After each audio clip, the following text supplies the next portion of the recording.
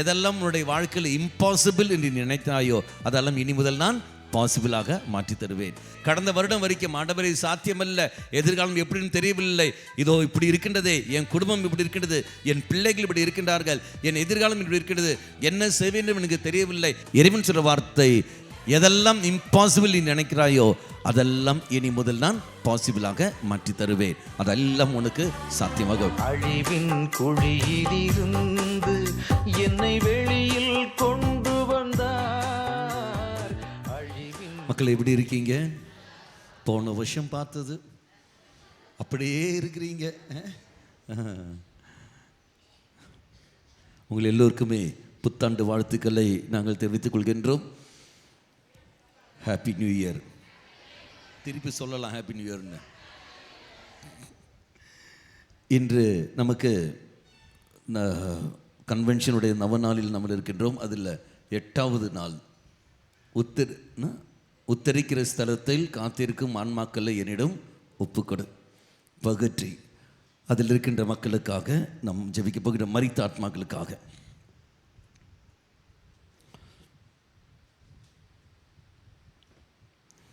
இன்று காலையில் உங்களுக்காக வேண்டிய பொழுது, ஆண்டவரே முதல் வெள்ளிக்கிழமை, இந்த ஆண்டின் முதல் வெள்ளிக்கிழமை, பலரும் பலருடைய தேவைகளோடும் பல எதிர்பார்ப்போடு வருவார்கள். அவங்க நிச்சயமாக ஒன்று எதிர்பார்ப்பார்கள், நீ கொடுக்கறது வாக்குறுதி ஒன்று வேண்டுமே, அது என்னவென்று எனக்கு வெளிப்படுதுன்னு சொல்கிற சமயத்தில் தெய்வம் தந்த நல்ல அருமையான ஒரு வாக்குறுதி. அது எனக்கு ரொம்ப பிடிச்சி போயிடுச்சு. நான் சொன்னேன், அது நான் எனக்கு சொந்தம் மைக்கொள்கிறேன். எடுத்து படியுங்கள். எசையா புஸ்தகம் 43ஆம் அதிகாரம் 18-19. எசையா புஸ்தகம் 43ஆம் அதிகாரம் 18-19. எல்லாரும் ஃபஸ்ட்டு எடுங்கள், எல்லோரும் சேர்ந்து படிங்கள், சேர்த்து படிங்கள். எடுத்தாச்சா? அவசரப்படாத. எடுத்தாச்சா? எசையா 43 எடுத்தாச்சா? இனி படிங்கள் 18-19.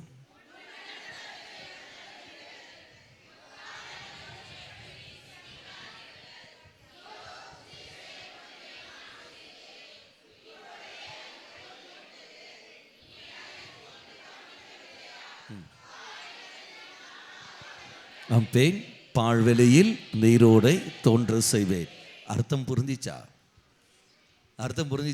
முன்பு நடந்தவற்றையெல்லாம் மறந்து விடுங்கள், முற்கால நிகழ்ச்சிகளை பற்றி சிந்திக்காதிருங்கள். அப்படி அர்த்தம் என்ன? முன்பு நடந்தவற்றையெல்லாம் மறந்து விடு, முற்கால நிகழ்ச்சி பற்றி சிந்திக்காது. அப்படின்னா எப்படி மறக்க முடியும்? எப்படி சிந்திக்காமல் இருக்க முடியும்? அதுக்கு என்ன வழி?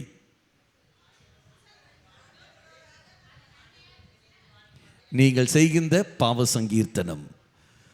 நீங்கள் கிறிஸ்மஸ்க்கு பாவ சங்கீதனம் செய்திருப்பீர்கள், அல்லது முடித்த பிறகு நியூ இயர் வருகிறதுக்காக அதுக்கும் பாவ சங்கீதனம் செய்வார். நம்முடைய பங்கு தலங்களில் பல தியானங்கள் எல்லாம் நடத்தியிருப்பார்கள், குடும்ப விழா, குடும்ப தியானம்லாம் நடத்தியிருப்பார்கள், உங்களுக்கு தெரியும். அப்படி இருக்கும்பொழுது கண்டிப்பாக நீங்கள் அதில் பாவ சங்கீதனம் செய்திருப்பீர்கள். அப்போ அந்த பாவ சங்கீதனம் செய்து முடித்த பிறகு, இதை ஒரு புதிய ஆண்டில் நான் காலடி வைக்கின்றேன், தெய்வமே உம்முடைய இரக்கத்தை என்மேல் பொழின்னு சொல்லும்போது, இதை நல்ல பாவ சங்கீதனம் செய்த காரணத்தினால் இந்த புதிய ஆண்டில் தெய்வம் உனக்கு கொடுக்கின்ற ஒரு வாக்குறுதி தான் அந்த வாக்குறுதி. முன்பு நடந்ததெல்லாம் மறந்து விடு, அதை பற்றி சிந்திக்காது, முற்கால நிகழ்ச்சிகளை பற்றி சிந்திக்காதிரு. அடுத்த வார்த்தை வருகிறது, இதோ நான் புதிய செயல் ஒன்று நான் செய்கின்றேன். அது என்னது புதிய செயல்? இப்பொழுதே தோன்றி விட்டது அல்லவா? அப்படி என்றால் வரப்போகிறது அல்ல, இப்பொழுதே தோன்றி விட்டது அல்லவா? அடுத்த வார்த்தை, நீ அதை கூர்ந்து கவனிக்கவில்லையா? அப்போ அர்த்தம் என்ன? கூர்ந்து கவனிக்கவில்லையான்னு என்ன அர்த்தம்? இப்படி கண்ணு தொடச்சி பார்க்குறதா அல்ல. ஜெபத்தை ஆழ்ந்த ஜெபத்தில் இருக்க பாரு, அமைதியான சூழலுக்கு நீ கடந்து வா, அங்கெங்கேயும் ஓடாதே, உன் குடும்பத்துக்குள்ளேயே நீ ஜெபமாலை ஜெபிக்கின்றாய் பார். அந்த அமைதியான சூழலில் நீ செய்கிற அந்த ஜெபமாலையில் உனக்கு நான் வெளிப்படுத்துவேன். ஆலயத்தில் வந்து அமர்ந்து கொண்டு நீ மன்றாடுகிற சமயத்தில் உனக்கு நான் அதை வெளிப்படுத்துவேன். திருப்பலி ஒப்பு கொடுத்து நீ ஜெபிக்கின்ற பொழுது உனக்கு நான் வெளிப்படுத்துவேன். இறை வார்த்தையை படிக்கின்ற சமயத்தில் உனக்கு நான் வெளிப்படுத்துவேன். நீ அதை கூர்ந்து கவனிக்கவில்லையா? வார்த்தை வழியாக, பலிப்பிடம் வழியாக இதை தெய்வம் உனக்கு அது வெளிப்படுத்துவார். இப்பொழுதே தோன்று. அது என்னது? அடுத்த வார்த்தை தான் வருவது. என்னது? பாலைவனத்தில் பாதை ஒன்று அமைப்பேன், பாழ்வெளியில் நீரோடை தோன்ற செய்வேன். அப்படி அர்த்தம், பாலைவனத்தில் ரோடு போட முடியுமா? அமைக்க முடியாது. பாழ்வெளியில் தண்ணி வருமா? வராது. எதெல்லாம் உன்னுடைய வாழ்க்கையில் இம்பாசிபிள் என்று நினைத்தாயோ அதெல்லாம் இனி முதல் நான் பாசிபிளாக மாற்றி தருவேன். இது வரைக்கும் உன்னுடைய வாழ்க்கையில் கடந்த வருடம் வரைக்கும் ஆண்டவரே சாத்தியமல்ல, எதிர்காலம் எப்படின்னு தெரியவில்லை, இதோ இப்படி இருக்கின்றதே, என் குடும்பம் இப்படி இருக்கின்றது, என் பிள்ளைகள் இப்படி இருக்கின்றார்கள், என் எதிர்காலம் இப்படி இருக்கின்றது, நாங்கள் கடன் தொழில் மொழி கொண்டிருக்கின்றோம், என்ன செய்ய வேண்டும் எனக்கு தெரியவில்லை, வழி தெரியவில்லை, அடுத்த ஸ்டெப்பு எங்கன்னு தெரியவில்லை, பிள்ளையோட எதிர்காலம் என்னன்னு தெரியவில்லை, நீ என் இருக்குவா இருக்குன்னு சொல்லும்போது இறைவன் சொல்ற வார்த்தை, இதோ நீ பாலைவனத்தில் இருமல் வராது, பாலைவனத்தில் பாதை ஒன்று அமைப்பேன், பாழ்வெளியில் எதெல்லாம் இம்பாசிபிள் நீ நினைக்கிறாயோ அதெல்லாம் இனி முதல் நான் பாசிபிளாக மாற்றி தருவேன். அதெல்லாம் உனக்கு சாத்தியமாகும். நோய் தீராது, நோய் தீர்ந்து விடும். இப்போ நெருக்கடியிலிருந்து விடுதலை உனக்கு கிடைக்காது, நீ நினைத்திருப்பாய், உனக்கு விடுதலை கிடைத்திருக்கும். வேலை இல்லை, உனக்கு வேலை கிடைத்திருக்கும். உனக்கு திருமண தடை, இனி அது இருக்காது. குழந்தை பாக்கிய தடை, இது அது இருக்காது. பல தடைகள், பய உணர்வுகள், அது உனக்கு இருக்காது. ஏன்? இனி முதல் நானே உன்னை வழிநடத்தி கொண்டிருப்பேன். இந்த அனுபவம் எப்போ நமக்கு கடந்து வரும் என்றால் பாவ சங்கீர்த்தனம். பாவ சங்கீர்த்தனம் செய்தால் மட்டுமே தான் இந்த வாக்குறுதி எனக்கு சொந்தமாக்க முடியும். இல்லை என்றால் வாக்குறுதி சொந்தமாக்க முடியாது. நல்ல உதாரணம் எடுத்துக்கொள்ளுங்கள். யாக்கோபு, இயேசு இல்லை ஏசாவு, அங்கே 2 பேரும் இருக்கிறார்கள். அங்கே வாக்குறுதி கொடுக்கப்பட்டது. யாருக்கு வாக்குறுதி? யாக்கோபுக்கு கொடுக்கப்பட்டது. எடா நீ அப்படி இருப்பா, இப்படி பல ஆசீர்வாதம் எல்லாம் தந்தையானவர் கொடுத்தார். ஆசீர்வாதம் பெற்ற அவன் ஏமாற்றி வாங்கினான். இருந்தபோதிலும் ஆசீர்வாதம் பெற்ற அவனால் அனுபவிக்க முடிஞ்சதா? அனுபவிக்க முடியவில்லை. எப்போ அவன் அனுபவிக்க முடிந்தது? எல்லாமே அவன் ஏசாவுடைய மன்னிப்பு கேட்ட பிறகு. மன்னிப்பு கேட்ட பிறகுதான் அவனுக்கு அந்த வாக்குறுதி அத்தனையும் சொந்தமாக்கப்பட்டது. அது நடைமுறையில் வந்தது. மக்களே, தெய்வம் உங்களுக்கு நல்ல ஒரு வாக்குறுதி தந்திருக்கின்றார்.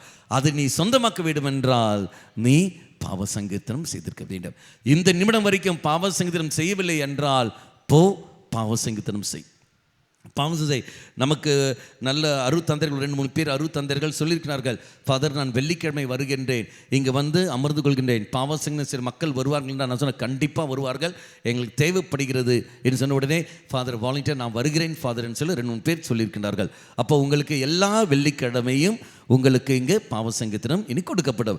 அருத்தந்தை வருவார். நான் சொன்னேன் மத்தியான டைமில் அந்த லஞ்ச் டைம், அந்த பிரேக் இருக்குது பார்த்தீங்களா, அந்த பிரேக் சமயத்தில் நீங்கள் வந்து பாவசங்கீர்த்தனம் நீங்கள் கேட்டுக்கொள்ளலாம்.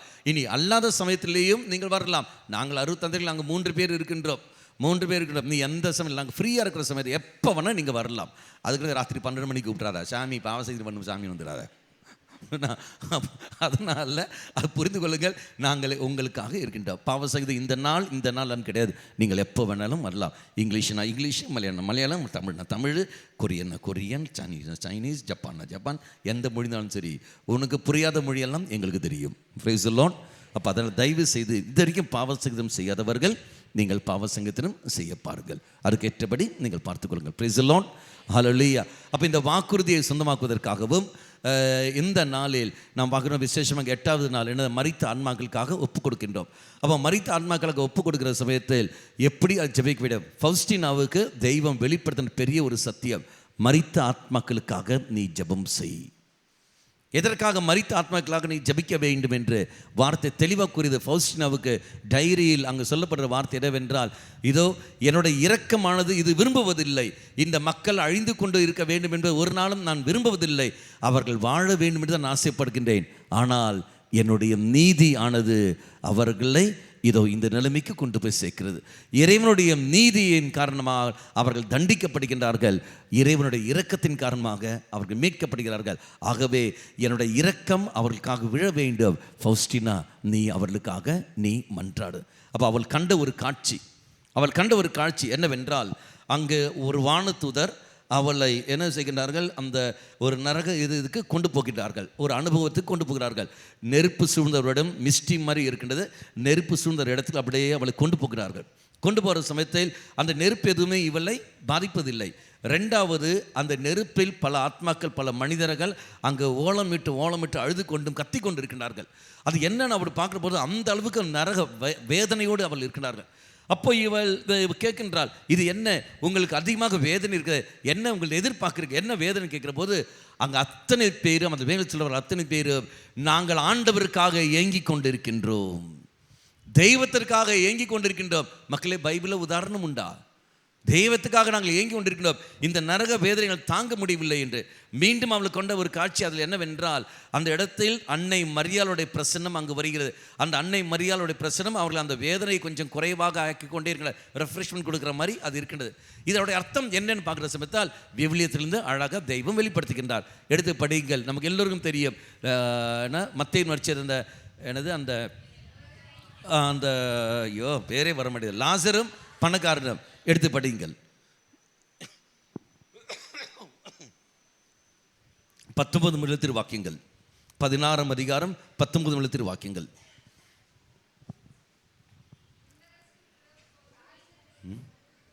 மத்தேயு 16:19 அல்ல, மத்தேயுவா?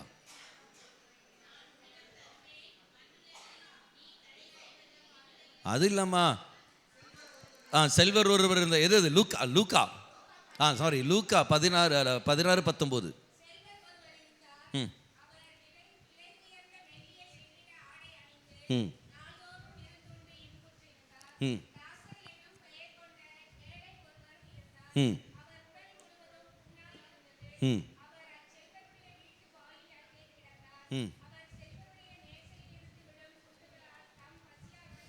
ம் இது சம்பவம் நமக்கு எல்லோருக்கும் தெரியும் இல்லையா? அதில் என்ன பண்ணுவீங்கள்? படிங்கள் 27 படிங்கள்.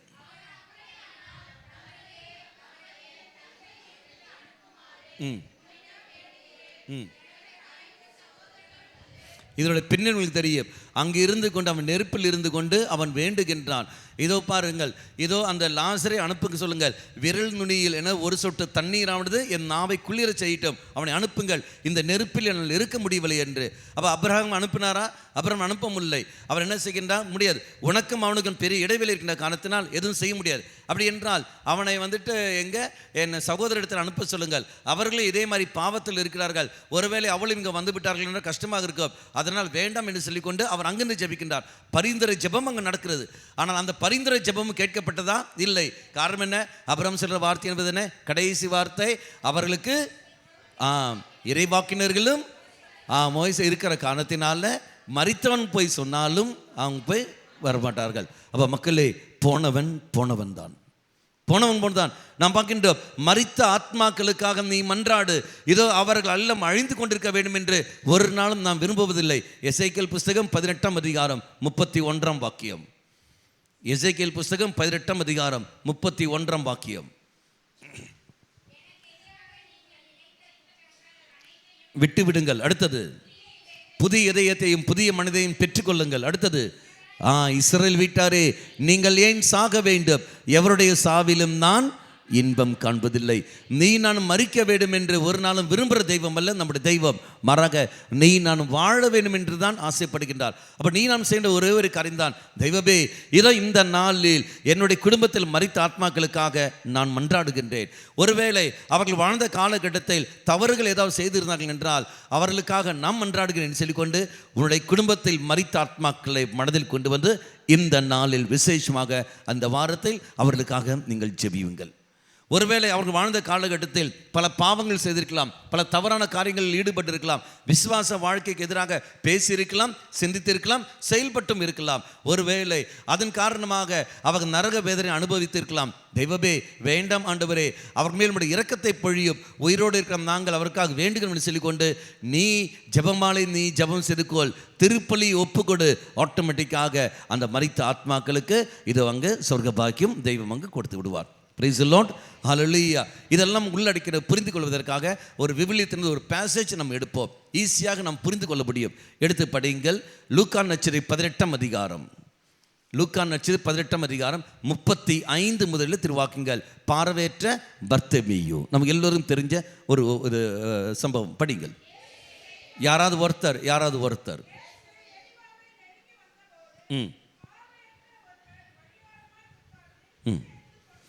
நாம் பார்க்கின்றோம், இயேசு ஜெரிக்கோ வழியாக கடந்து வருகின்ற சமயத்தில் பார்வையற்ற ஒரு மனிதர் அவர் என்ன செய்கின்றார்? வழி ஓரத்தில் அமர்ந்து கொண்டு இருப்பதை நாம் காண்கின்றோம். 35வது வாக்கியம் மட்டுமே கிளியர். மறுபடியும் அந்த வார்த்தையை படிங்கள். 35 மட்டுமே படிங்கள்.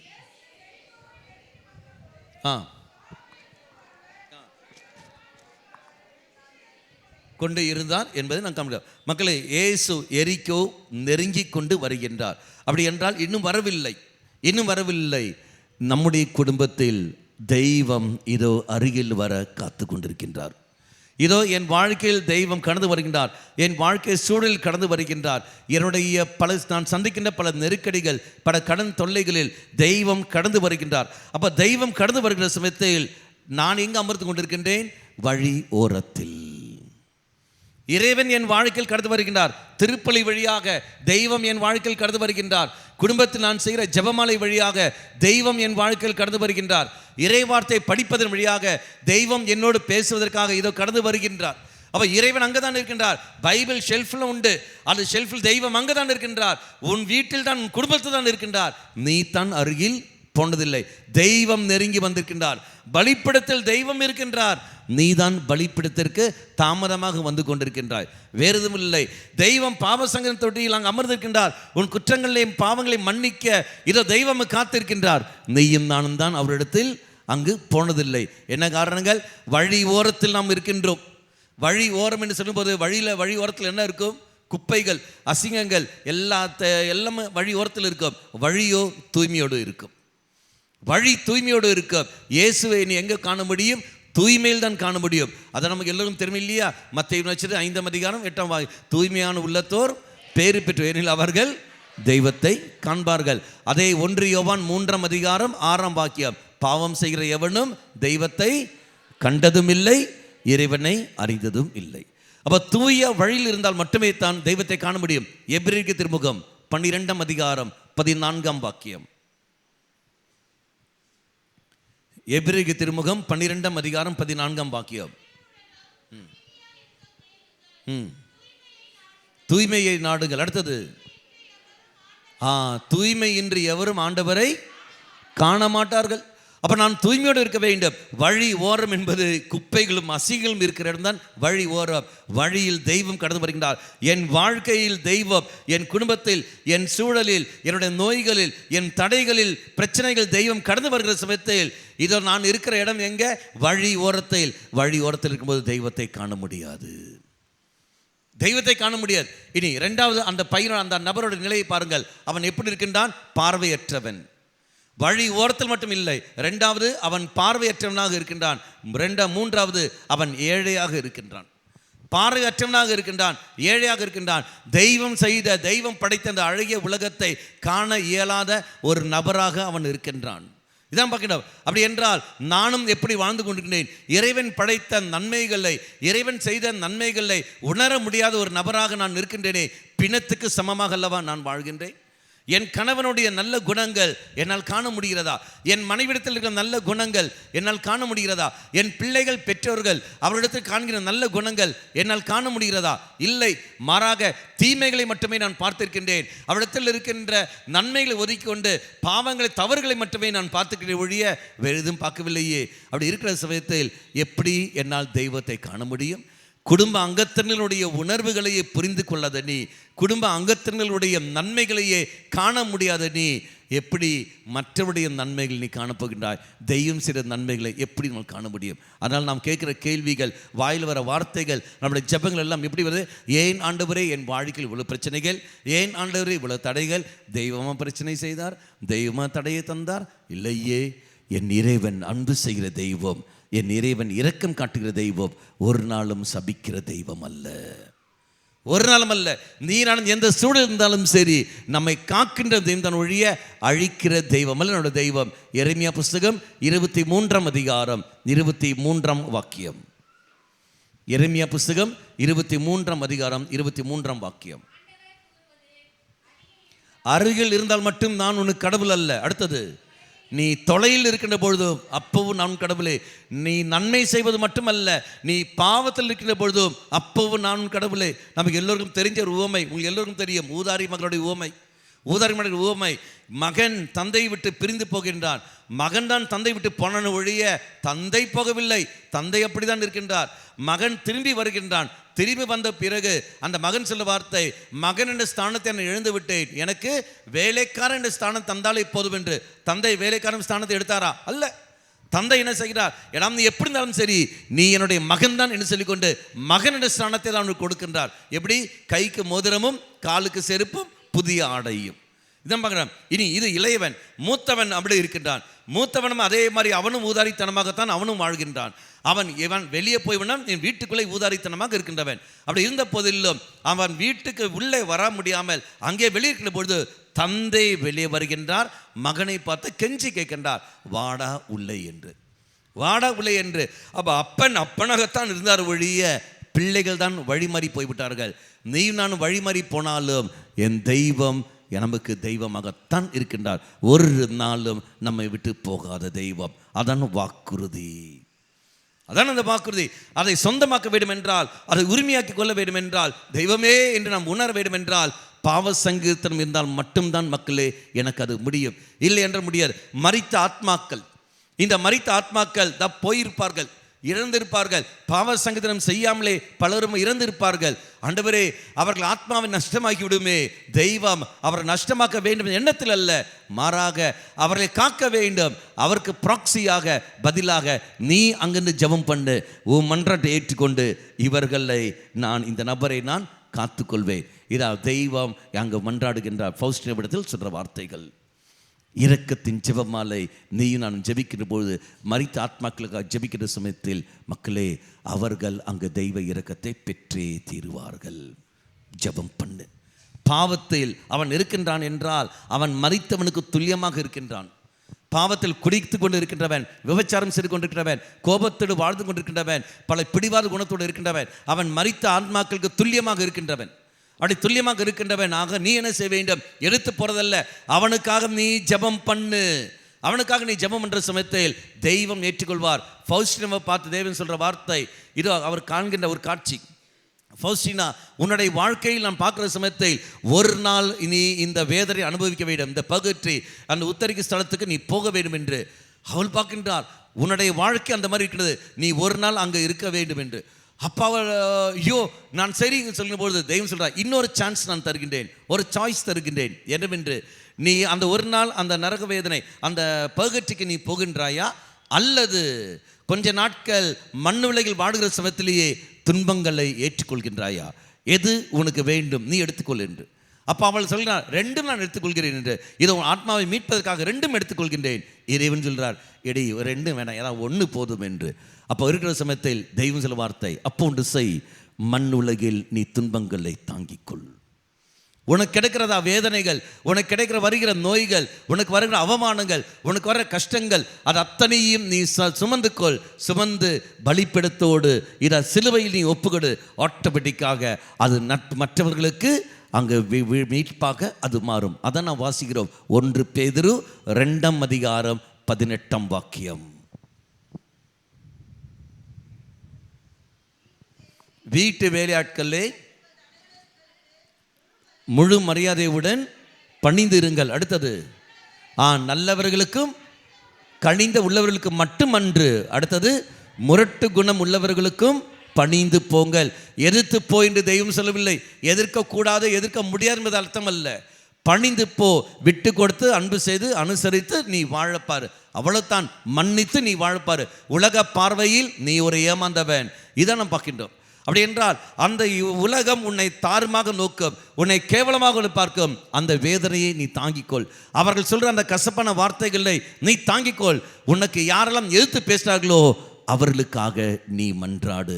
இதா உன் நரக வேதனை, அந்த பர்கட்ரியே இந்த மண் உலகிலேயே நீ முடித்து விடுவாய். அப்படி என்றால் நம்முடைய வாழ்க்கையில் எத்தனையோ நன்மைகள் நீங்கள் செய்து உங்கள் குடும்பத்துக்கு நீங்கள் செய்திருப்பீர்கள். கணவன் மனைவிக்கு, மனைவி கணவனுக்கு, உங்கள் குடும்ப அங்கத்தினர்களுக்கு நீ எவ்வளோ நன்மைகள் செய்த போதிலோ, உன்னிலிருந்து நன்மையை பெற்றவர்கள் உனக்கு எதிராகத்தான் போயிருப்பார்கள். உன்னிலிருந்து நன்மையை பெற்றவர்கள் உனக்கு எதிராக போன பொழுது அப்போ நீ பட்ட வேதனை ஒன்று இருக்கு பாரு. ஏமாற்றம் அடைந்த பொழுது நீ பட்ட ஒரு அவமானம் இருக்கு பாரு. உண்மையில் இல்லாத பொல்லாதெல்லாம் சொல்லுகின்ற பொழுது, எந்த ஒரு பழிப்பாவும் அறியாத உண்மையில் குற்றம் சுமக்கிற சமயத்தில் அப்போ நீ பட்ட ஒரு வேதனை இருக்கு பாரு. யாருமே இல்லாத ஒரு நிலை, கைவிடப்பட்ட நிலையில் எல்லாம் இருந்தோம், அனாதையான ஒரு நிலைமை உனக்கு இருக்கும் பாரு. அந்த நொடிகள், அந்த அனுபவம் அப்படியே கொண்டு வா, இங்கு சேர்த்து வை. அப்படியும் கொண்டு வந்து தெய்வத்திடம் சேர்த்து வைத்துக்கொண்டு, தெய்வமே காயப்படுத்தியவர்கள் அத்தனை பேரையும் நான் மன்னிக்கிறேன் என்று சொல்லிக்கொண்டு உங்களுடைய இரக்கத்தை அவர்கள் மேல் பொழிவுன்னு சொல்கிற சமயத்தில் ஆட்டோமேட்டிக்காக தெய்வம் உனக்கு குணத்தை கொடுத்து ஆசீர்வதிப்பார். அவர்களுக்கும் தெய்வம் இரக்கத்தை கொடுத்து வழிநடத்துவார். இதான் மக்களுடைய அர்த்தங்கள். அதான் தொடர்ந்து வர வார்த்தைகள். அப்படி படிங்கள். பார்த்தீங்களா? ஒருவர் அநியாயமாக துயருகின்ற பொழுது கடவுளை மனதில் கொள்வாரானால், பொறுமையோடு ஏற்றுக்கொள்வாரானால் அதுவே அவருக்கு. அப்போ அநியாயமாக நீ துயருகின்ற பொழுது தெய்வத்தை மனதில் நினைத்து கொண்டு பொறுமையோடு நீ ஏற்றுக்கொள். இறைவனை மனதில் நினைத்து கொண்டு, அல்லது உனக்கு சக்தி இல்லாமல் என்பதல்ல, உன்னுடைய வலுவின்மையின் காரணம் என்னால் எதுவும் பண்ண முடியாது அதனால் நான் அமைதி இருக்கிறேன் என்றால் அது ரெண்டாவது விஷயம். அதுக்கு தெய்வம் சொல்லவில்லை. உன்னால் எல்லாம் செய்ய முடியும், உன்னால் எல்லாம் செய்ய முடியும், உன்னால் அடிக்க முடியும், உன்னால் எதிர்த்து பேச முடியும். இருந்த போதிலும் என் தெய்வத்தின் பொருட்டு நான் செய்யாமல் இருக்கின்றேன் ஒழிய வேற எதுவும் இல்லை. என் தெய்வத்தின் பொருட்டு நான் செய்யாமல் இருக்கின்றேன். என் இயேசுவின் காரணமாக நான் அது பொறுத்து கொள்கின்றேன். இல்லை என்றால் என் இயேசுக்கு வேதனை ஏற்படும், அவரை நான் அசிங்கப்படுத்துமாறு வைக்கிடும். நான் காரணமாக என் தெய்வம் ஒருபோதும் அங்கே வேதனைப்படக்கூடாது. இதனுடைய அர்த்தங்கள். அது பயந்தாங்கொலிக்கு அல்ல, அது ரெண்டாவது விஷயம். அன்பின் வெளிப்பாடு தான் இதெல்லாமே. அடுத்த வார்த்தை அப்படி படியுங்கள். குற்றம் செய்ததற்காக நீங்கள் அடிக்கப்படுகின்ற பொழுது பொறுமையோடு இருப்பதில் என்ன சிறப்பு? அடுத்தது, மாறாக நன்மை செய்தும் அதற்காக பொறுமையோடு நீ துன்புற்றால் அது கடவுளுக்கு உகந்ததாக மாறும். தாய்மார்கள் எத்தனை நன்மைகள் உன் பிள்ளைகளுக்கு நீ செய்கிறீர்கள், பெற்றோர்கள் எத்தனை நன்மைகள் உன் பிள்ளைகளுக்கு நீ செய்கிறீர்கள். அந்த பிள்ளைகள் ஒரு நொடியில் அது அத்தனையும் தூக்கி போட்டுக்கொண்டு வேறொருத்தியுடன் போய்விடுகிறார்களே. கணவன் எவ்வளவு நன்மைகள் உன் மனைவிக்கு நீ செய்கின்றாய், மனைவி எவ்வளவு நன்மைகள் உன் கணவனுக்கு நீ செய்து கொண்டிருக்கின்றாய். அதெல்லாம் ஒரு நொடியில் தூக்கி போட்டுக்கொண்டு வேறொரு பெண்ணுடன் வேறொரு ஆணுடன் அவன் உறவு வைத்துக் கொண்டு அவன் போய்விடுகின்றானே, உன்னை தனிமையில் விட்டு போய்விடுகின்றானே. அந்த சமயத்தில் நீ படுகிற வேதனை ஒன்று இருக்குப்பார், அந்த சமயத்தில் நீ படுகிற ஒரு அவமானம் ஒன்று இருக்குப்பார், யாரும் இல்லை என்ற நிலை ஒன்று இருக்கின்றிருப்பார். அதுதான் மக்களை தெய்வம் எதிர்பார்க்கின்றார். இதனை பார்க்கின்ற உன்னை மீறி நடக்கிற காரியங்கள் அது ஏமாந்த தன்மை அல்ல, ஏமாத்தன்மை இல்லை, மாறாக தெய்வமே இதை மன்னிக்கக்கூடிய சக்தி. அவன் உணர்வற்ற நிலையில் இருக்கின்றான். நான் எப்படி வேதனைப்படுகிறேன், நான் எப்படி அவமானப்படுகிறேன், நான் எப்படி கஷ்டப்படுகிறேன் என்ற உணர்வே இல்லாமல் சுயநலத்தை மட்டுமே மையப்படுத்தி கொண்டு அவன் வாழ்கின்றான். தெய்வமே உம்முடைய இரக்கத்தை அவன் மேல் பொழியும் என்று சொல்லிக்கொண்டு நீ மன்ற சமயத்தில் மரித்த ஆத்மாவுக்காக நீ இதோ ஜெபித்துக் கொண்டிருக்கின்றாய். உனக்கு நரகத்துக்கு போக வேண்டிய அவசியம் இல்லை. இங்கேருந்து விசா கிடைச்சிடும் சொர்க்கத்துக்கு. நீ அங்கே போகவே தேவையில்லை. அங்கே போய் ரயில்வே ஸ்டேஷனில் வெயிட் பண்ணுற மாதிரி எல்லாம் அங்கே பகற்றில் போயிட்டு நீ வெயிட் பண்ண அவசியம் இல்லை. காரணம் இங்கே கிடைக்கிற அவமானங்கள் பயங்கரம். இதை நாம் பார்க்கின்றோம். இனி அடுத்த வார்த்தை அப்படி தொடர்ந்து படியுங்கள். பார்த்தீங்களா? கிறிஸ்துவும் உங்களுக்காக துன்புற்று முன்மாதிரியை விட்டு சென்றிருக்கிறார். அடுத்தது, எனவே நீங்கள் அவருடைய அடிச்சுவடை பின்பற்றுங்கள். யாருடைய அடிச்சுவடை? அவருடைய அடிச்சுவடை பின்பற்றுங்கள். அடுத்த வார்த்தை, இதற்காகவே நீங்கள் அழைக்கவும் பட்டிருக்கிறீர்கள். இதை நம்ம பார்க்கிறோம். மீண்டும் அதே 1 பேதுரு 4 அதிகாரம் 12 வாக்கியம்.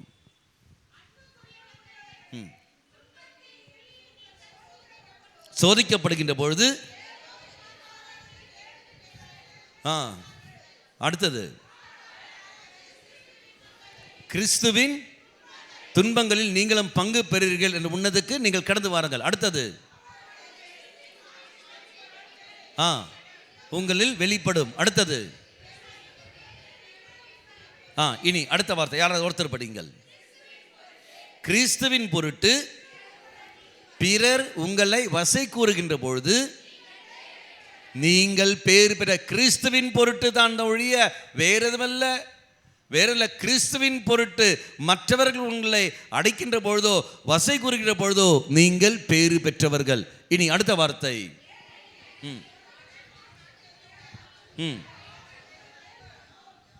அடுத்தது, ஆனால் உங்களுக்கு வருகிற துன்பங்கள் நீங்கள் குலைஞராகவோ திருடராகவோ தீமை செய்பவர்களாகவோ பிற காரியத்தில் ஈடுபடுவர்களாகவோ இருக்கக்கூடாது. குடியினால உன்னுடைய உடல் உறுப்புகள் உன் குடும்பம் நாழி போகுது என்றால் தெய்வம் அல்ல, அதுக்கெல்லாம் காரணங்கள். அது துன்பங்களை தாங்க, அதுக்கு இதுக்கு சம்மந்தமே கிடையாது. அது நீ செஞ்ச பாவம், அதனுடைய விளைவு நீ தான் அனுபவிக்க வேண்டும். அது கொண்டு நான் பொறுமையோடு இருக்கிறேன்னு இல்லை, ஒரு பிரயோஜனம் கிடையாது. உன்னை யார் குடிக்க சொன்னது? உன்னை யார் குடிக்க ஆண்டவர் சொன்னாரா? இல்லையே. மாறாக நீ உன்னை மீறி நடக்கிற ஒரு சில காரியங்கள் உண்டு. நீ எவ்வளவு நன்மைகள் செய்த போதிலும் உனக்கு கெடுதல் வந்து கொண்டிருக்கிற என்றால், அன்பு மக்களே, உன் வழியாக பலரையும் தெய்வம் மீட்க காத்து கொண்டிருக்கின்றார். அது நீ பார்த்துக்கொள், அது நீ பார்த்துக்கொள். தெய்வம் உங்களை ஆசீர்வதிப்பார். அப்போ இங்கே நாம் பார்க்கின்ற பொழுது இந்த பர்த்திமியு இந்த சுமவன் பார்க்குற சமயத்தில் அவன் ஏழையாக இருக்கின்றான், பார்வையற்ற நபராக இருக்கின்றான், மற்றவருடைய நன்மைகளை காண முடியாத சூழலில் வழி ஓரத்தில் அமர்ந்து கொண்டிருக்கின்றான். அந்த வழி ஓரத்தில் அமர்ந்து கொண்டிருக்கின்றவனை தேடித்தான் தெய்வம் அந்த வழியில் இதோ கடந்து வருகின்றார். அப்படி என்றால் கடந்த ஆண்டுகளில் எல்லாம் இழந்தவனாக கண்களெல்லாம் இருந்த போதிலும் ஒன்றுமே செய்ய முடியாத சூழலில் வழி ஓரத்தில் இருக்கிற என்னை தேடி இந்த புதிய ஆண்டில் தெய்வம் காலெடுத்து வைத்து சொல்கிற வார்த்தை, அனைத்தையும் நான் புதிதாக்குகின்றேன் என்று சொல்லிக்கொண்டு இந்த கடந்து வருகின்றார். அப்போ நீயும் நானும் செய்ய முடிய காரியங்கள் என்ன? அவன் செய்ததே செய்தாலே போதும். யாரு? அந்த பார்வையற்றவன் என்ன செய்தான்? அடுத்த வார்த்தையை படியுங்கள், 36வது வாக்கியம். நானே படிக்கின்றேன், எங்களை படித்து உங்கள் பிரயோஜனம் கிடையாது. வழி ஓரத்தில் உட்கார்ந்து அவன் பிச்சை எடுத்துக்கொண்டிருந்தான். அடுத்த வார்த்தை, அவன் பிச்சை எடுத்துக்கொண்டிருந்தான். பிச்சை என்ன அர்த்தம்? உரிமை இழந்தவன். ஐயா எனக்கு ஏதாவது கொடு, ஏதாவது கொடு, ஏதாவது கொடு. அவன் கேட்டது என்னன்னு கேட்கிறான் பாருங்கள்.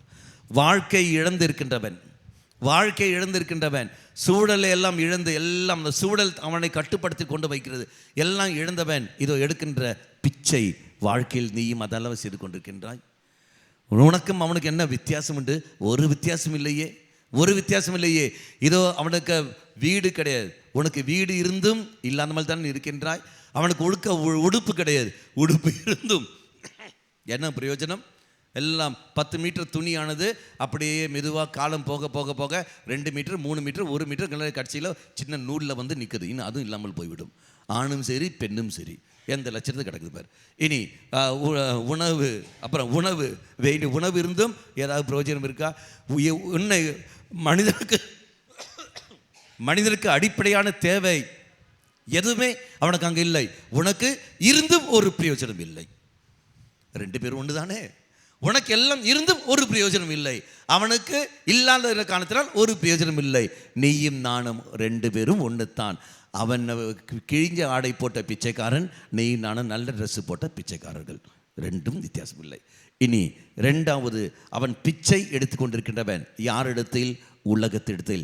எனக்கு ஏதாவது கொடு, எனக்கு ஏதாவது கொடு, எனக்கு ஏதாவது கொடு என்று உலகத்தை தேடி போயிருக்கின்றான்.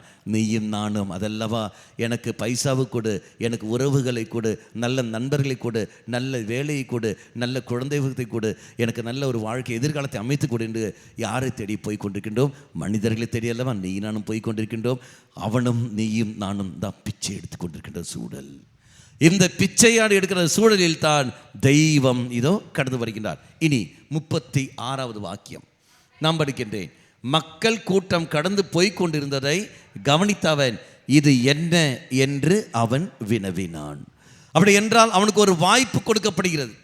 வாய்ப்பு கொடுப்பது மக்கள் கூட்டம், அந்த கூட்டத்தோடைய சத்தம், மக்களோட சரசரம் எப்பவுமே இல்லாதபடி இன்னைக்கு கூட்டம் அதிகமாக இருக்கின்றது. என்னவென்னு தெரியவில்லையே, எப்பவும் இல்லாத ஒரு சலசலப்பு இங்கு இருக்கின்றதே. அப்போ அவனுடைய கவனம் ஆனது மெதுவாக திரும்புகிறது. எந்த இடத்தில்? கூட்டத்தின் மத்தியில். அதே மாதிரி தான் நம்முடைய வாழ்க்கையில் பல அன்றாட காலம் நீ பழக்க தோஷத்தில் நீ செய்து கொண்ட ஒரு காரியங்கள், அதை பழக்க தோஷம் நீ செய்து கொண்டிருக்கிற சமயத்தில் தெய்வம் உன்னுடைய கவனத்தை எல்லாம் ஒரு பக்கம் திருப்புவதற்காக அவர் கண்டெடுத்த நிமிடங்கள் தான் மக்களே திருப்பலி. அவர் கண்டெடுத்த நிமிடங்கள் தான் இறை வார்த்தை படிப்பு. அவர் கண்டெடுத்த நிமிடங்கள் தான் குடும்பத்தை நீ நாம் செய்கிற ஜெபமாலை. உன் எல்லா கவனத்தையும் அதில் நீ திருப்ப வேண்டும் என்பதற்காக எங்கே வாய்ப்பு தரப்படுகிறது, நீயும் நானும் அதை பயன்படுத்திக் கொள்வதில்லை. வாய்ப்பு தரப்படுகிறது, நீ நான் பயன்படுத்திக் கொள்ளவில்லை. 2வது நாம் பார்க்கின்றோம், அந்த கூட்டமோட சலசலப்பு. அவன் கேட்கின்றான் அது என்ன அங்க விஷயங்கள். அவனுடைய உலக பார்வையில் இருந்து நேராக எங்கே செல்கின்றான்? தெய்வத்துடைய அந்த வட்டாரத்துக்குள், அந்த வட்டத்துக்குள் இது அவன் அங்கே சேர்ந்து விடுகின்றான். இறை சன்னதியில் இறை பிரசனத்துக்குள்ளே அவன் வந்து விடுகிறான். அது என்ன என்று கேட்பது. அப்படி என்றால் பலிப்பிடத்தில் நீ பங்கெடுக்கின்ற பொழுது, திருப்பலியில் நீ பங்கெடுக்கிற பொழுது, இறை வார்த்தை கேட்கின்ற பொழுது, அது என்ன அந்த வார்த்தை, அது என்ன அந்த பலிப்பிடத்தில் காண்கின்றனே, அது என்ன, அது அப்பம் ரசமுமா அல்லது இயேசு கிறிஸ்துவா, என்னன்னு தெரியவில்லையே, இதோ அங்கே என்ன இருக்கின்றது, இறை மக்கள் சமூகமா அல்லது சாதாரண ஒரு கூட்டமா, அது என்னது, இறை வார்த்தை, கடவுளுடைய வார்த்தையா அல்லது சும்மா வரலாற்று புஸ்தகமா, அது என்ன என்ற உணர்வு தெய்வம் தூண்டுகின்றார். அது தூண்டுதல் ஏற்பட்ட உடனே அதை பற்றியுள்ள ஆராய்ச்சி ஏற்படுகிறது. ஆனால் நீயும் நானும் ஆராய்ச்சியில் ஈடுபடுகின்றோமா? இல்லையே. அந்த பைபிள் சும்மா மேலோட படித்து கொண்டு இருக்கின்றோமே, ஆராய்ச்சியில் ஈடுபடு. இது புதிய செயலை நான் உன் வாழ்க்கையில் நான் செய்ய போகிறேன். தெய்வம் தந்த வாக்குறுதி இறைவனுக்கு தருகின்ற ஒரு அரிய ஒரு வாய்ப்பு தினம் பார்க்கின்றோம். அது என்னவென்று அதன் பிறகு அடுத்த வார்த்தை என்ன வருகிறது பாருங்கள். நாசரேத்து இயேசு கடந்து போய் கொண்டிருக்கிறார் என்று அவருக்கு தெரிவித்தார்கள். அது என்னவென்று கேட்ட உடனே அவன் சொல்ற வார்த்தை, பைபிள் படிக்கிற சமயத்தில் இதோ இயேசு போறார் என்ற வித்தியாசத்துக்கும் தெய்வம் கடந்து போகிறார் ரெண்டுத்துக்கும் வித்தியாசம் உண்டா?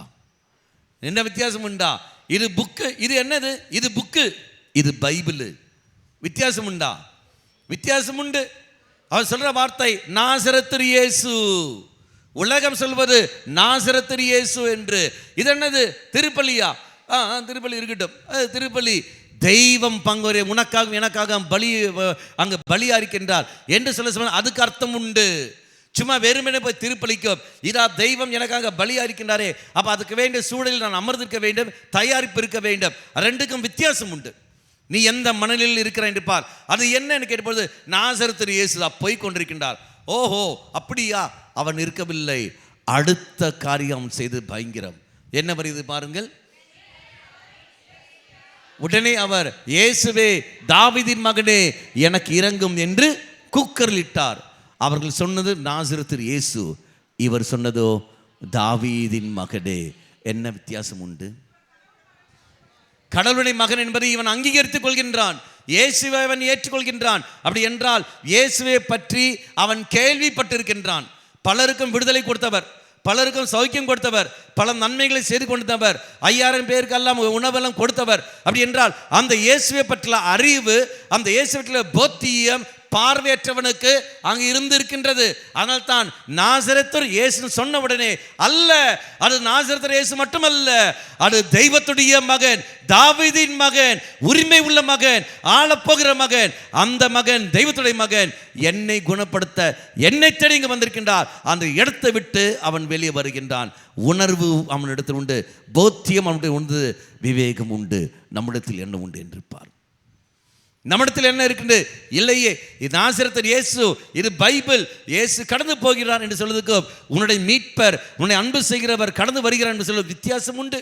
இயேசு அவன் அறிக்கையிட்டு கொண்ட வார்த்தை, நீ தாவீதின் மகனே, இயேசுவே தாவீதின் மகன் என்று சொல்லிக்கொண்டு இயேசு யார் என்பதையும் எதற்காக இந்த உலகத்தில் வந்தார் என்பதையும் அந்த ஒரே வார்த்தையில் அத்தனையும் அவன் அடக்கிவிட்டான். இத்தனைக்கும் பார்வையற்றவன் ஒரு ஏழை, பார்வையற்றவன் ஒரு ஏழை. நீயும் நானும் எப்படி இருக்கிறோம் என்று பார். படித்திருக்கின்றோம், பார்வை உண்டு, ஆனால் அங்கீகரித்ததில்லையே. இயேசு தெய்வம் என்று புத்திபூர்வம் தான் இருக்கும் ஒழிய செயல் வடிவத்தில் இல்லையே. என் தெய்வம் ஒருபோதும் எனக்கு கெடுதல் செய்ய மாட்டார் என்ற உணர்வு உனக்கு எனக்கு வந்திருக்கா? வரவில்லையே.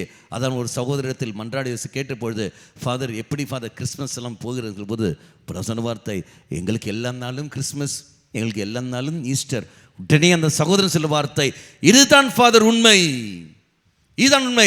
எல்லா நாளும் நமக்கு கிறிஸ்மஸ், எல்லா நாளும் நமக்கு ஈஸ்டர் தான் ஒழிய எதுக்குன்னு டிசம்பர் 25 மட்டுமல்ல, எல்லா நாளும் கிறிஸ்மஸ்.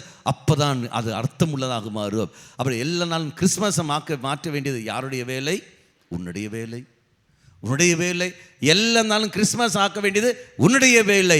தெய்வம் ஒவ்வொரு நாளும் உயிர்த்து கொண்டே இருக்கின்றார், பிறந்து கொண்டே இருக்கின்றார். மக்களே, நீயும் நானும் தான் அது உணராமல் இருக்கின்றோம். என்ன ஒரு வித்தியாசம்? கிறிஸ்மஸில் நைட்டு மாசு, இது பகலில் மாசு, அவ்வளோத்தான்.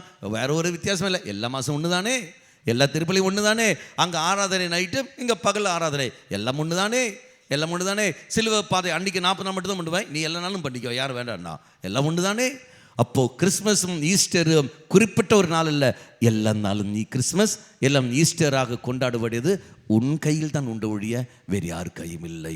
Praise the Lord. அப்போ இவனை பொறுத்த வரைக்கும் அவன் சொல்கிற வார்த்தை, இதோ நான் தாவீதின் மகனே இயேசு அனுபவித்தவன். அவன் சொல்லவ காணாமலே இயேசுவை விசுவசித்தவன், கண்டு விசுவசிக்கிறவர்கள் நம்ம பார்க்கின்றோம். காணாமல் விசுவசிக்கிறவர்கள் தான் அங்கு பேறு பெற்றவர்கள். நீயும் நானும் எப்படி இருக்கிறோம் என்று பார். பார்வையற்றவன் நமக்கு கற்றுத்தர எவ்வளவு பெரிய பாடம், எவ்வளவு பெரிய பாடம்.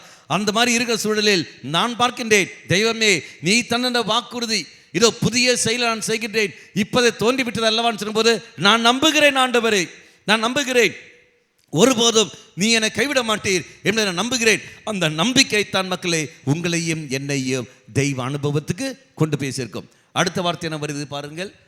அவன் சொன்ன வார்த்தை, இயேசுவே தாவீதின் மகனே. அடுத்தது என்ன வருகிறது?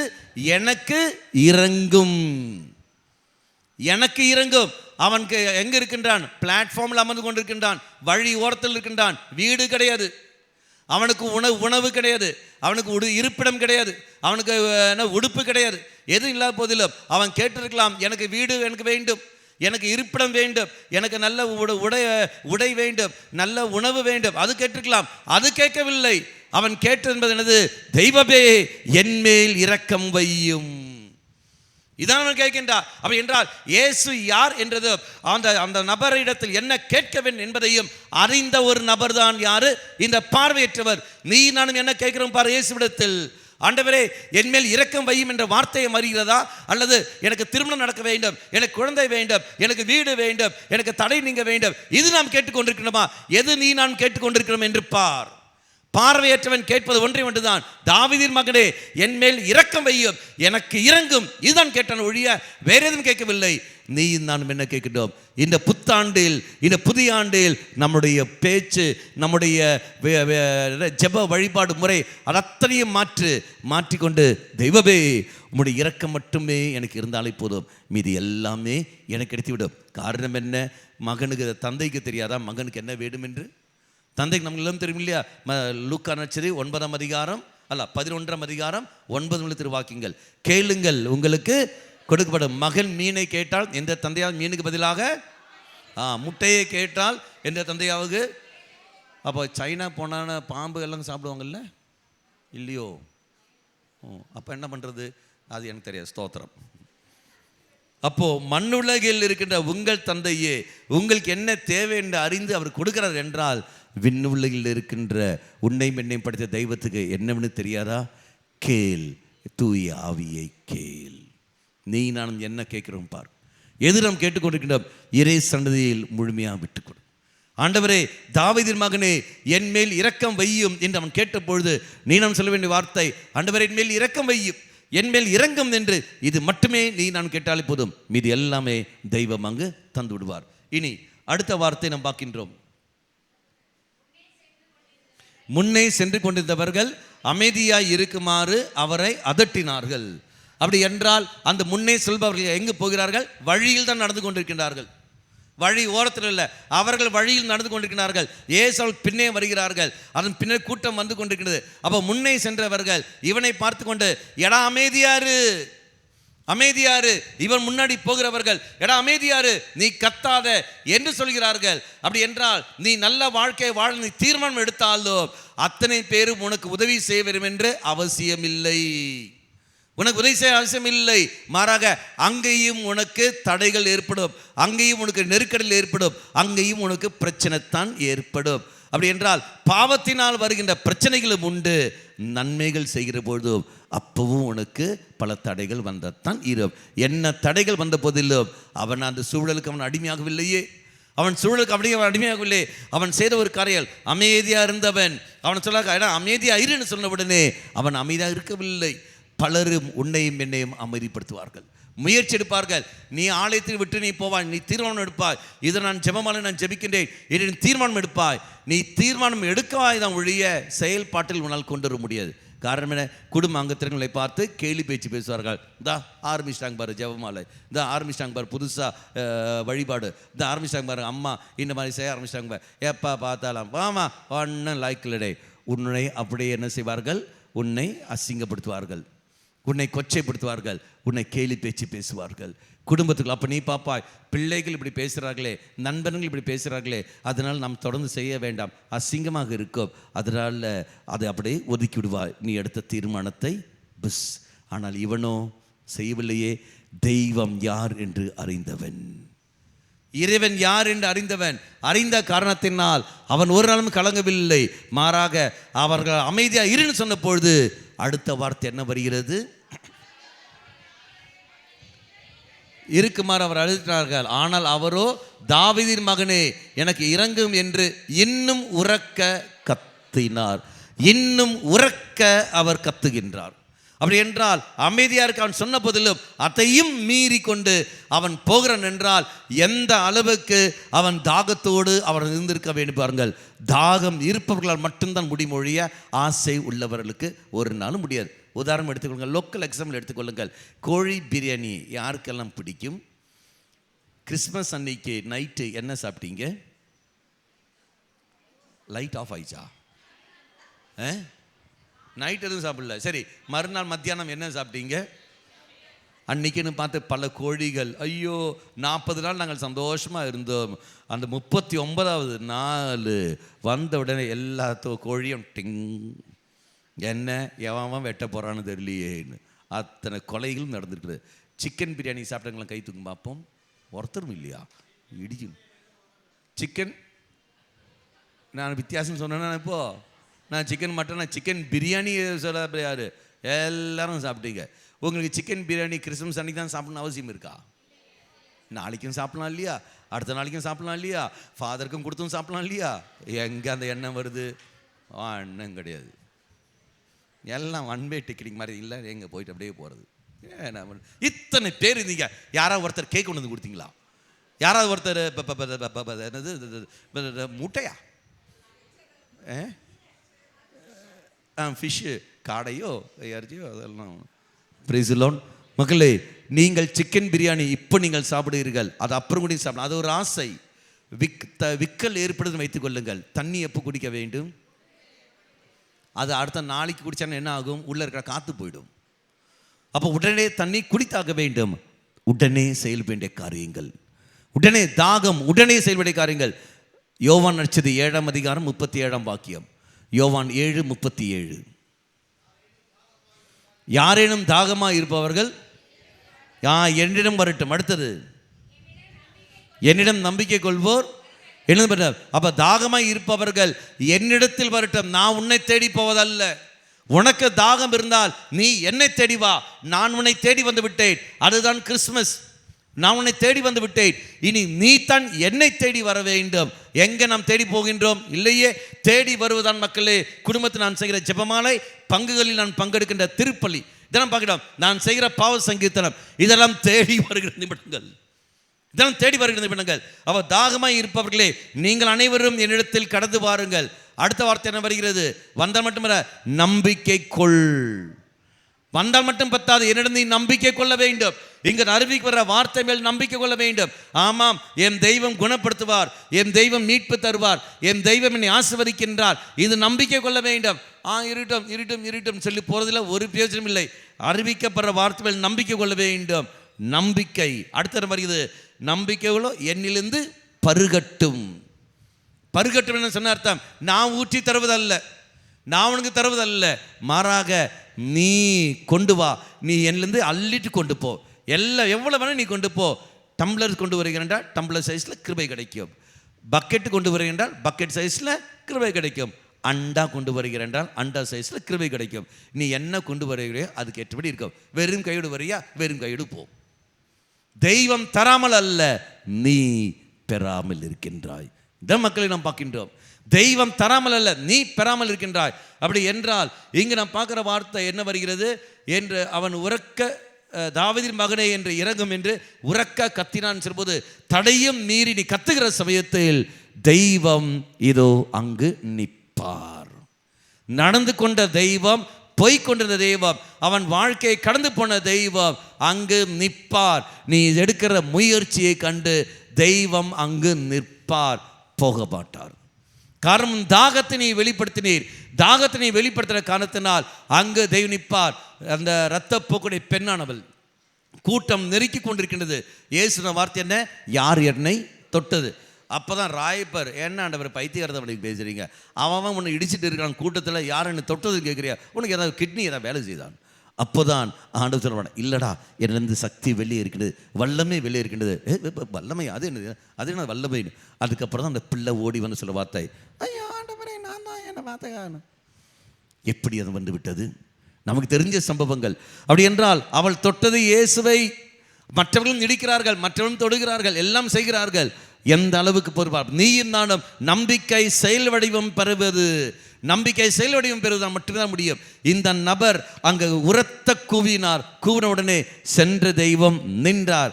நின்ற தெய்வம் திரும்பினார். திருமண தெய்வம் அவனை பார்த்து மக்கள் சொன்ன வார்த்தை, அவனை என்னிடத்தில் கொண்டு வாருங்கள், அவனை என்னிடத்தில் கொண்டு வாருங்கள். மக்களே, ஓரோ காரியத்திலும், ஓரோ திருப்பலியிலும், ஓரோ பாவ சங்கீர்த்தனத்திலும் நடக்கிற சம்பவங்கள், ஓரோ ஜெபமாலையிலும் இறைவார்த்தை பகிர்விலும் நடக்கிற சம்பவங்கள், ஓரோ ஆராதனையிலும் நடக்கிற சம்பவங்கள், அவனை என்னிடத்தில் கொண்டு வாருங்கள். எப்பொழுது? நீ உரத்த குரலுக்கு போது. அப்போ உரத்த கூவி அழைக்கிற சமயத்தில் தெய்வம் நிற்பார். அந்த தெய்வம் நின்று அழைப்பார், அவனை என்னிடத்தில் கொண்டு வா. கொண்டு வந்து அடுத்து என்ன வேண்டும்? அடுத்த வார்த்தை, உனக்கு நான் என்ன செய்ய வேண்டும், உனக்கு நான் என்ன செய்ய வேண்டும். அப்போ அவன் சொன்ன வார்த்தை, ஆண்டவரே நான், எனக்கு வீடு வேண்டும் அவன் சொல்லவில்லை, எனக்கு ட்ரெஸ் இல்லை உடுப்பு வேண்டும் அது அவன் சொல்லவில்லை, எனக்கு சாப்பாடு வேண்டும் அவன் சொல்லவில்லை. மாறாக அவன் சொன்ன வார்த்தை, எனக்கு பார்வையே போதும். உன்னதமானது அவன் கேட்டது. இதோ இப்பொழுது இறக்குமணி நேரத்தில் தெய்வம் உன்னை தேடி இங்கு வருகின்றார். உன்னை தேடி வந்தது அந்த வாக்குறுதியை பார். இதோ முன்பு நடந்தவற்றெல்லாம் மறந்துவிடு, முற்காலம் நிகழ்ச்சிகளை சிந்திக்காதிரு, புதிய செயலை நான் செய்கிறேன். இப்பொழுதே அது தோன்றிவிட்டதல்லவா, நீ அதை கூர்ந்து கவனிக்கவில்லையா? பாலைவனத்தில் பாதை ஒன்று அமைக்கின்றேன், பாழ்வெளியில் நீரோடை தோன்று செய்வேன். ஒரே ஒரு காரியம் மட்டும் நீ செய்தால் போதும், உன் பார்வை என் மேல் திருப்பு. உன்னுடைய மன்றாட்டு ஒன்றே ஒன்று இருக்கட்டும், தெய்வமே என்மேல் இரக்கம் வையும். நீ மன்றாடும் பொழுதுதான் மரித்த ஆத்மாக்களுக்காக அங்கு ஜெபிக்க முடியும். நீயே ஏடாகுணமாக இருந்த நீ எப்படி மற்றவர்கள் ஜெபிக்க போகின்றாய்? அப்போ இறை சன்னதியில் விட்டு கொடு. ஆண்டவரே உம்முடைய இரக்கத்தை என் மேல் பொழியும் ஆண்டவரை சொல்லிக்கொண்டு தாகத்தோடு மன்றாடுவோம்.